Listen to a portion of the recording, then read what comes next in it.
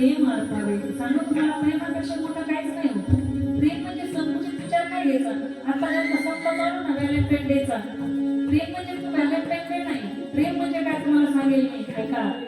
प्रेम म्हणजे एक जण आजारी असला ना, ऐका लक्ष देऊन ऐका, एक जण आजारी असेल तर त्रास दुसऱ्याला झाला पाहिजे, त्याला प्रेम म्हणतात बरं का, त्याला प्रेम म्हणतात.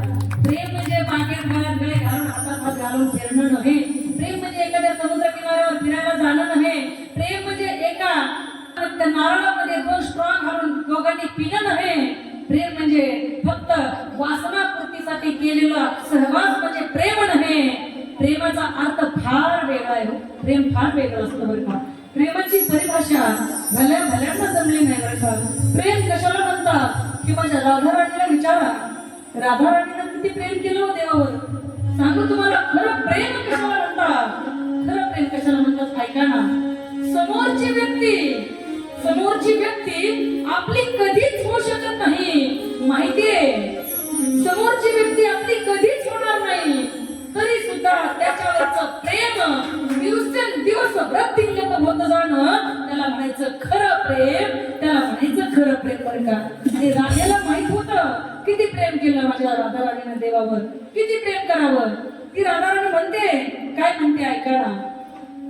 मेरी लगी शाम संग प्रीत ये दुनिया क्या जाने,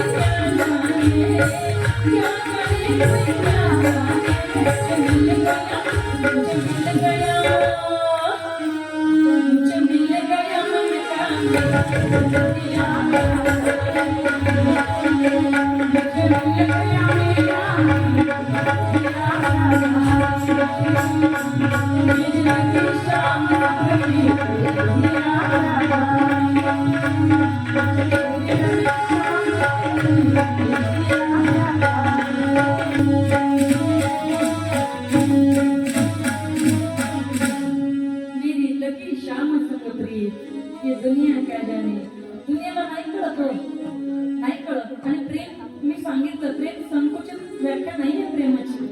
प्रेम फार मोठं तत्व आहे. आणि माझ्या राधाराणीला जर दुसरं नाव कुठलं द्यायचं असेल ना, तर राधाराणीला प्रेम हे नाव देता येईल बरं का. फक्त आणि फक्त प्रेम. कारण ती प्रेमामध्ये व्याख्यामध्ये तर मिलनाची आस नाहीये. मिलन म्हणजेच प्रेम आहे असं अजिबात नाहीये बरं का.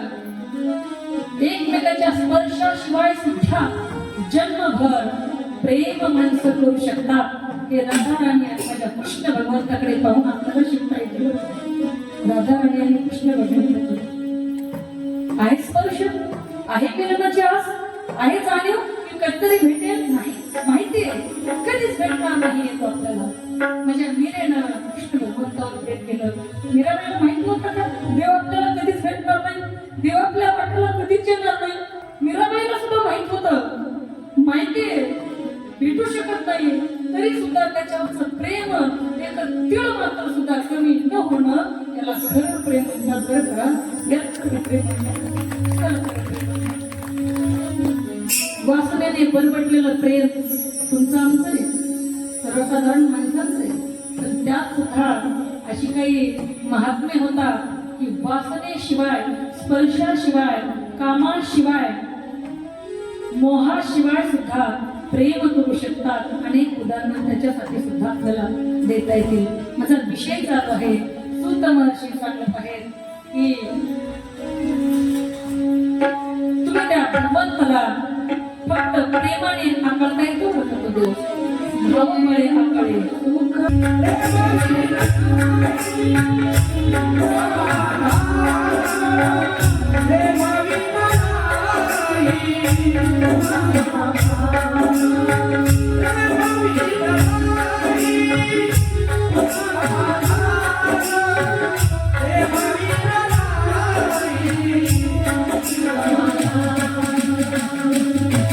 Thank you.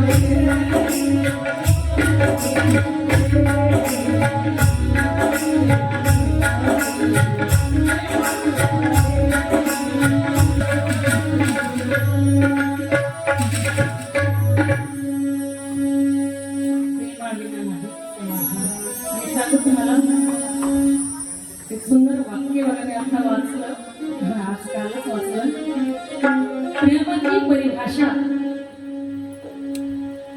प्रेम की प्राप्ति अगर शादी होती, ऐका ना, प्रेम की प्राप्ति अगर शादी होती तो आज कृष्ण कन्हैया के साथ मंदिर में राधा खड़ी न होती, राधा खड़ी न होती. बघा, राधा कृष्ण भगवान परमात्म्याची कोणीच नाहीये. मग तिला तुम्ही भक्त म्हणा, प्रेम म्हणा, काही म्हणा, पण ती स्वतः म्हणते मी कुणीच नाही. फक्त प्रेम आपल्याला समजलं पाहिजे बरं का. प्रेमामध्ये काही स्वार्थ नाही त्यांच्या. काही माणसांचं प्रेम वासना रहित असतं, ते आपल्याला समजलं पाहिजे बरं का.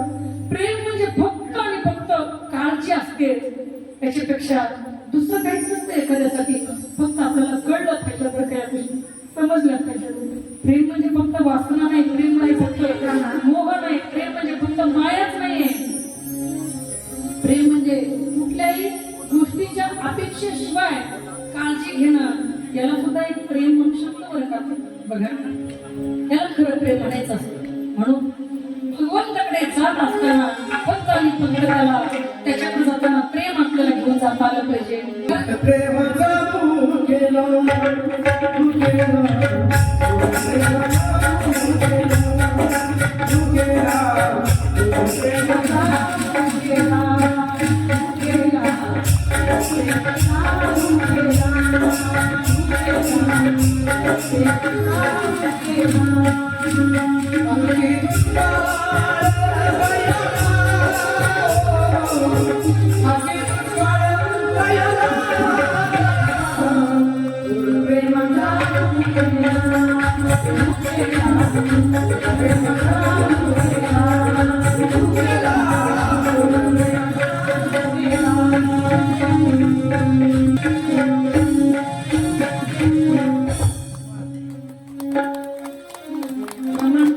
म्हणजे योग्य तिथं योग्य प्रमाण. खूप सुंदर, खूप गोड बरं का. धर्म इथं होतो आपण, धर्मापासून आपण किती पुढे गेलो बघा. कुठं कुठं जाऊन आलो आपण. सांगितलं खरा तो एकाची धर्म जगाला प्रेम अर्पावे. प्रेम या शब्दावर बोलत असताना, कारण माझा जी टक्के कीर्तन झालं होतं का, मला प्रेम शब्द दिला होता बरं का. जी टक्के झाले मी प्रेम शब्द आठवडाभर कीर्तन चालू होतं माझं. ज्यांनी जिथे बघितलं असेल त्यांच्या लक्षात आलं असेल. चला, तुझे मला प्रत्येक आश्रमामध्ये आपला धर्म पाळला पाहिजे माणसानं. आश्रम किती माहितीये? बोला बोला, आश्रम किती? हा, बरं झालं तुम्ही बरोबर सांगितलं. मागच्या कथेमध्ये मी विचारलं, म्हणलं आश्रम किती तो? त्या म्हणले आपल्या बीड जिल्ह्यात जवळपास 100-150 आश्रम असतील. मी म्हटलं ते आश्रम नाही हो मावशी, तिकडचे आश्रम तर घेतले. 4 आश्रम आहेत. कोणते बघा. पहिला आहे ब्रह्मचर्य आश्रम, दुसरा आहे ग्रस्त आश्रम, तिसरा आहे वानप्रस्थ आश्रम आणि चौथा आहे संन्यास आश्रम. बघा, ब्रह्मचर्य आश्रमामध्ये आपलं पाऊल वाकडं अजिबात पडता कामा नये. जोपर्यंत आपला विवाह होत नाही तोपर्यंत ब्रह्मचर्याचं पालन करणं हा ब्रह्मचर्य आश्रमाचा धर्म. त्या ठिकाणी सुतजी महाराज सांगतात. त्यानंतर ग्रस्त आश्रमाचा धर्म सांगितला. ग्रस्ती असणाऱ्यानं जरूर जरूर अगदी पैसा कमवा बरं का. अजिबात कुणी काय म्हणेल कसं काय तिकडे आले नाही का, त्याला पैसा कमवता ना, कमवा, बिंदास कमवा. पण कमवा कसा? तुकोबराने सांगितलं तसं कमवा. जोडोनिया धन, जोडोनिया धन, जोडोनिया